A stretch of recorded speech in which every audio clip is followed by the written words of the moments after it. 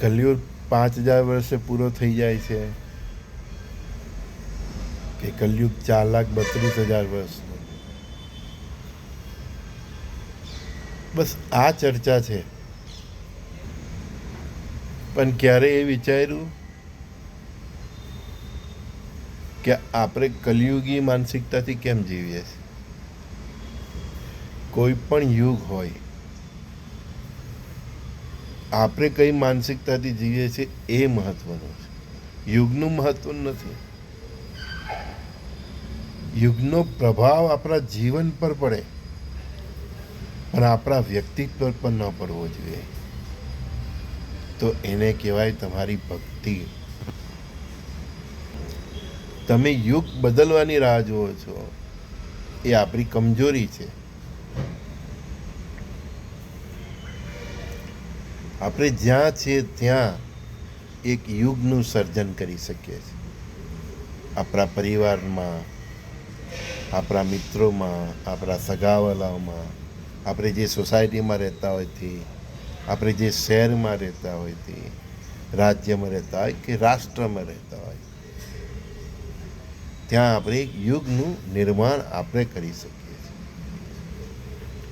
યુગનો પ્રભાવ આપણી પર પડે તો એ આપણી કમજોરી છે. એ આપણી આત્માની કમજોરી છે, આપણા વ્યક્તિત્વની કમજોરી છે. યુગનો પ્રભાવ આપણી પર ન પડવો જોઈએ, આપણો પ્રભાવ યુગ પર પડવો જોઈએ. કલયુગ 5000 વર્ષનો હોય કે 4,32,000 વર્ષનો, તમે જોવા જવાના છો. તમે વર્તમાનમાં ક્યાં છો? તમારી અંદર શેનો પ્રભાવ છે એનું ચિંતન કરો. સાધુ, સંતો, તપસ્વીઓ, ઇવન આપણા સમાજમાં રહેતા આધ્યાત્મિક માર્ગે ચાલનારા વ્યક્તિઓ કોઈ પણ જાતના યુગના પ્રભાવ વગર જીવે જ છે ને. યુગનો પ્રભાવ નહીં, આપણા વ્યક્તિત્વનો પ્રભાવ યુગ પર હોવો જોઈએ. મહાત્મા ગાંધી હોય, સરદાર વલ્લભભાઈ પટેલ હોય, ભગતસિંહ હોય, લાલ બહાદુર શાસ્ત્રી હોય, લોકમાન્ય તિલક હોય, કે સંતોને જોઈ લો, રંગોદૂત મહારાજ, વિશ્વનાથ અવધૂત મહારાજ, બજરંગદાસ બાબા, હે ને, તુલસીદાસ, જે કંઈ પણ જોઈ લો, એ બધા આ યુગમાં થયા છે ને. એમની પર કોઈ યુગનો પ્રભાવ પડ્યો છે? યુગનો પ્રભાવ કમજોર વ્યક્તિત્વ પર પડે છે, સામર્થ્યવાન વ્યક્તિ પર નહીં. જો તમારી ચેતના જાગૃત છે, તમારી આત્મા જાગૃત છે, કોઈ પણ યુગમાં તમે જીવો, સતયુગ જ છે. તમે શું આપવા આવ્યા છો તે નક્કી કરો. આપણે કેવળ આપણા માટે, આપણા પરિવાર માટે જીવીએ છીએ, એટલે આપણી પર યુગનો પ્રભાવ છે. પોતાના પરિવાર સિવાય સમાજ માટે, રાષ્ટ્ર માટે, વિશ્વના કલ્યાણ માટે જીવો, તો કોઈ યુગનો પ્રભાવ તમારા પર નહીં થશે. તો પણ તમને પ્રશ્ન છે જ, તો એટલું કહી દઉં કે કલયુગ 4,32,000 વર્ષનો જ છે અને રહેશે. પણ કલયુગની અંદર આ એક બ્રેક છે અને 1,000 વર્ષનો એક સુવર્ણ યુગ છે.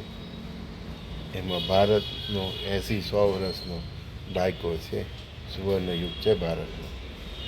જેમ અત્યાર સુધી અમેરિકાનો હતો, કે હવે ભારતનો છે. સુવર્ણ યુગ પૃથ્વી પર ફેરવાયા જ કરે, ઘણીકમાં પશ્ચિમનો હોય, ઘણીકમાં પૂર્વનો હોય, અમુક વર્ષો થાય એટલે બદલાયા કરે. પણ હવેનો સુવર્ણ યુગ ભારતનો છે અને ભારત જ સનાતન ધર્મની ધરોહર હોવાથી વિશ્વમાં એવી સ્થાપના કરશે કે આ વિશ્વમાં 1,000 વર્ષ સુધી સુવર્ણ યુગ રહેશે. આટલી ઋષિ મુનિઓ અને સંતો સાથેનો સત્સંગનો જે તમને સાર છે તે કયો. હવે આપણે બધા તો માન 100 વર્ષ જીવીએ છીએ, બરાબર ને? એટલે આ બધી પંચાયતમાં નહીં પડીને આપણે આપણું જીવનમાં બદલી લઈએ તો સતયુગ આપણા ઘરેથી જ ચાલુ થઈ જાય છે. એનો પ્રભાવ આપણા ઘર પર, આપણા પરિવાર પર ચાલુ થઈ જાય છે. કોઈ અવતારી પુરુષ આવીને યુગ નિર્માણ કરે એવી અપેક્ષા રાખવી એના કરતાં એની શરૂઆત આપણા ઘરેથી જ કરીએ, આપણા પરિવારથી કરીએ તો રાષ્ટ્ર નિર્માણ, યુગ પરિવર્તન એની મેરેજ થઈ જશે. સંજય બોલીવાલાના સર્વે સખાઓ મિત્રોને પ્રાતઃકાળના સત્સંગમાં પ્રણામ. શ્રી ગુરુદેવ દત્ત.